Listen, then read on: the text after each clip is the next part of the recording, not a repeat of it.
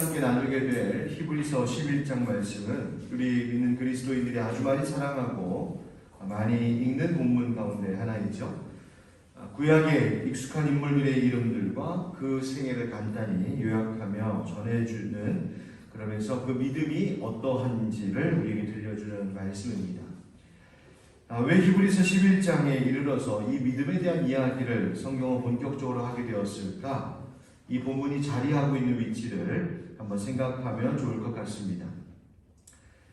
우리의 탁월한 대제사장 되신 예수 그리스도, 이분에 대하여서 말씀하고 있었죠.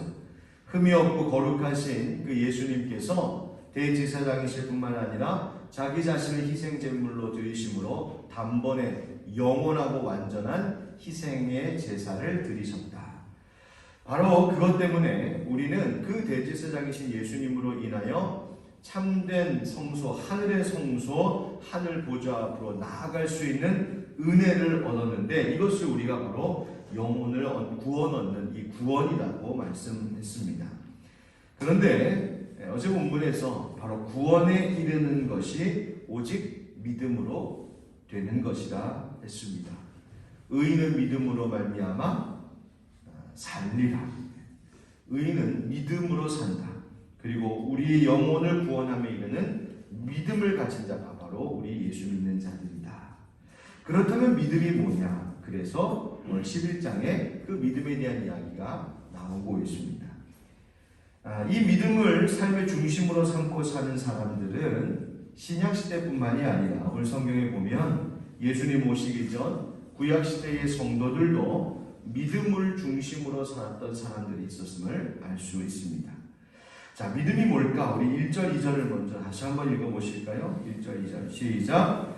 믿음은 바라는 것들의 실상이요 보이지 않는 것들의 증거니 선진들이 이로써 증거를 얻었느니라. 아멘. 여러분, 요즘 시대는 절대적인 것을 거부하는 경향이 참 많습니다. 절대적인 게 어딨어? 다 상대적인 것이고 환경과 상황에 따라 달라지는 거지.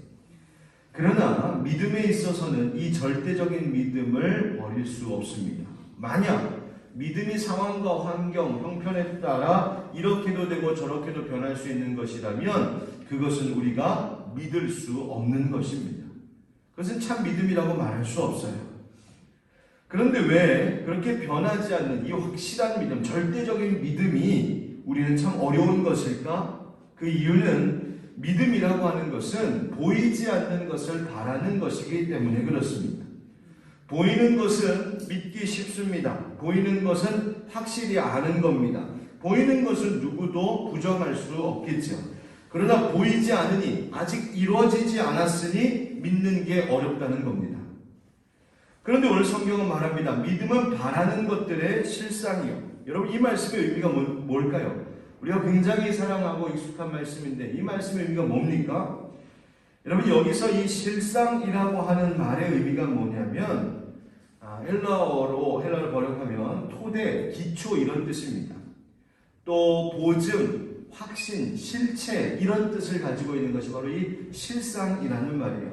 그러니까 무슨 말이냐면 미래에 있을 어떤 것의 그 실체가, 미래에 있을 어떤 일이 있는데 또 미래에 얻게 될 무엇인가가 있는데 그것이 어떻게 실제로 그때 있을 것이냐, 어떻게 우리가 얻을 수 있느냐, 바로 오늘 내가 확실하게 그것을 가질 수 있다라고 하는, 얻을 수 있다라고 하는 믿음의 기초 위에 그것이 세워진다는 거예요. 그러니까 내가 지금 그것이 그렇게 될 것이라고 하는 믿음의 토대 위에, 그 기초 위에 미래에 그것이 주어질 것이라는 말이에요. 또 그렇기 때문에 아직 이루어지지 않은 것, 아직 내가 얻지 못한 것에 대하여 마치 이미 이루어지고 이미 소유한 것처럼 확신을 갖고 살아가는 이 믿음을 가지게 되면 이 믿음이 미래에 얻을 것의 확실한 보증이 되고 권리가 되는 겁니다. 보이지 않는 것들의 증거니, 이 말도 같은 의미를 다시 한번 반복하고 있는 말이에요. 그러니까 당장은 보이지 않는 겁니다. 당장은 손에 쥐어져 있는 것도 없습니다. 당장은 뭐가 아무것도 되지 않는 것 같습니다. 그러나 믿음의 절대성을 갖는 사람, 절대적인 이 믿음을 놓치지 않는 사람들은 그 믿음으로 말미암아 마치 이미 보고 있는 것처럼, 이미 이루어진 것처럼, 이미 얻은 것처럼 생각하고 말하고 행동하는 사람입니다. 그것이 믿음이에요. 그러면 그 사람은 어떤 인생을 사는 겁니까? 미래를 앞당겨 살아가는 겁니다. 미래에 있는 일들, 미래에 하나님 주실 것들에 대하여 이미 누린 듯 살아가고 있는 겁니다.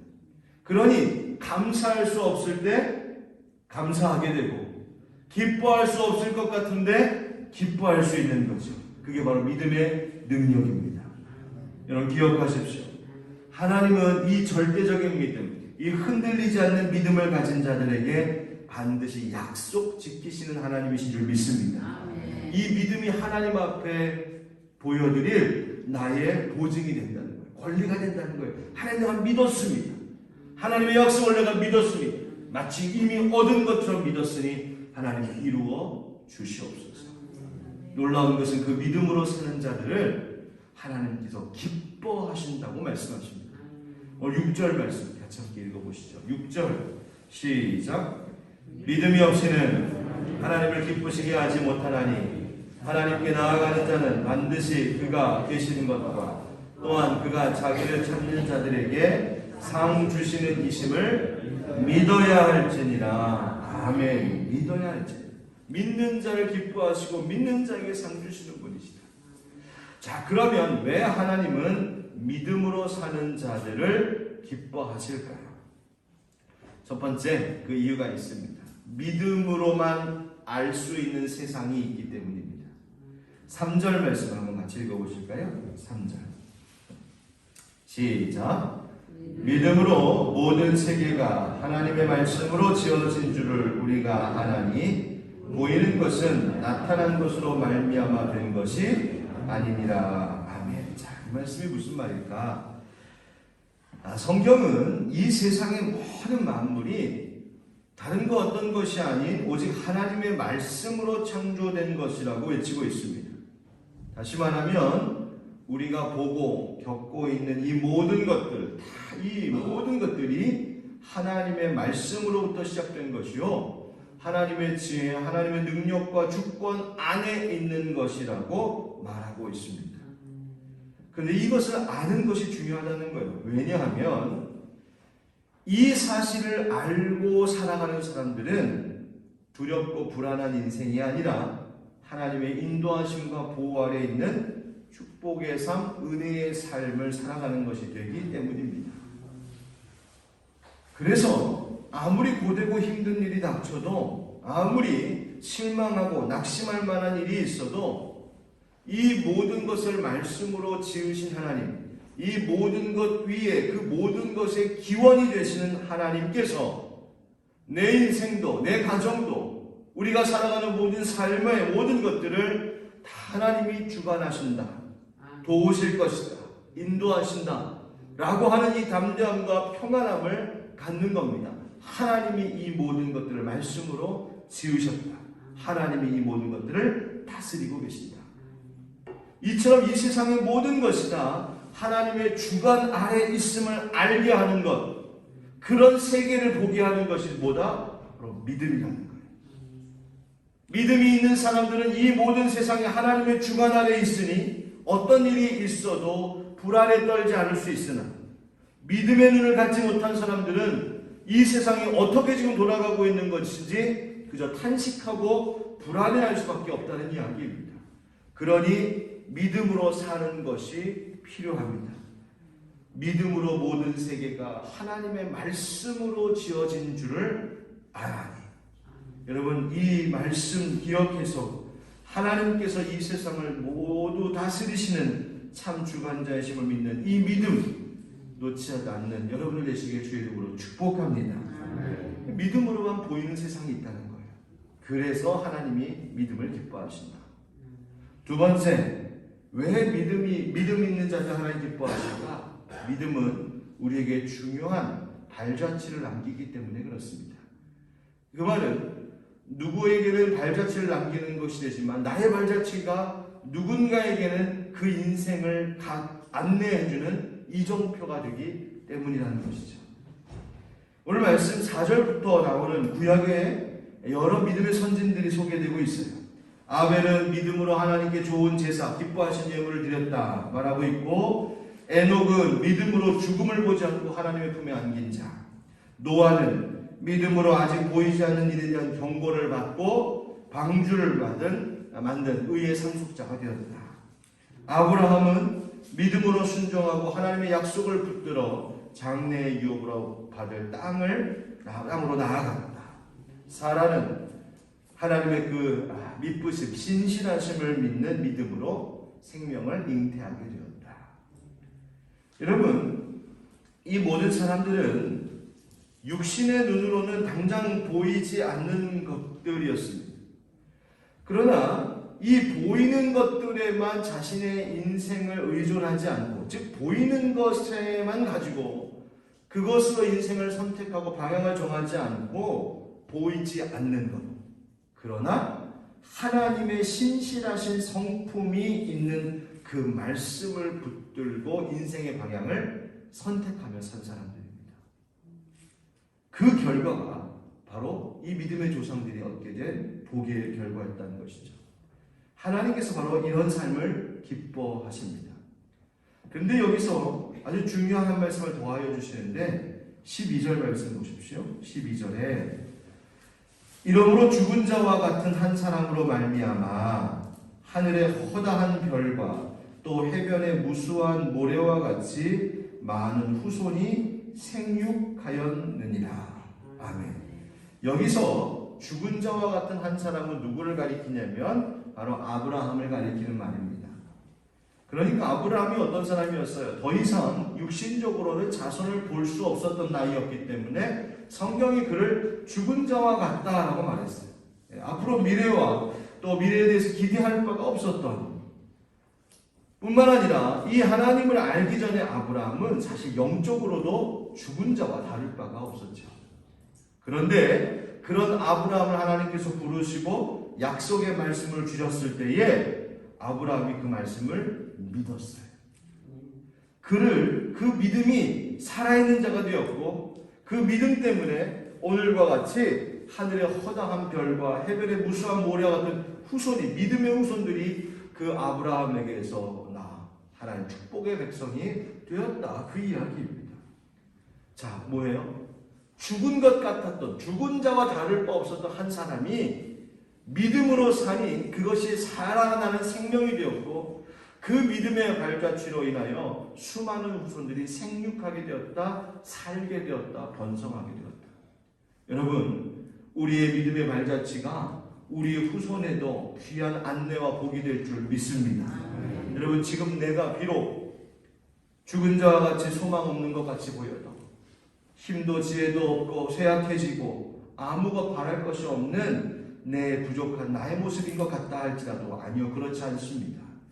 여기 하나님의 말씀을 듣고 믿음으로 기도하고자 하는 여러분들, 지금도 영상을 통하여서 함께 이 말씀과 기도에 함께하고 계신 여러분들, 내가 지금 죽은 자와 같이 아무 소망이 없는 것 같다, 혹시 세상 사람들은 그렇게 볼지 몰라도 하나님을 믿는 믿음, 약속 붙드는 그 믿음 가지고 살면 우리는 죽은 자가 아니라 주 안에서 산 자들인 줄 믿습니다.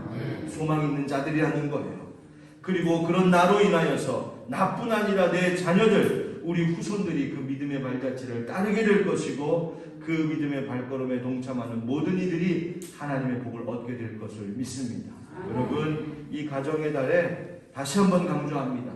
자녀들에게 다른 어떤 유산 아니라 믿음의 유산, 믿음의 발자취 남기시는 여러분들 되시기를 주님의 이름으로 축원드립니다.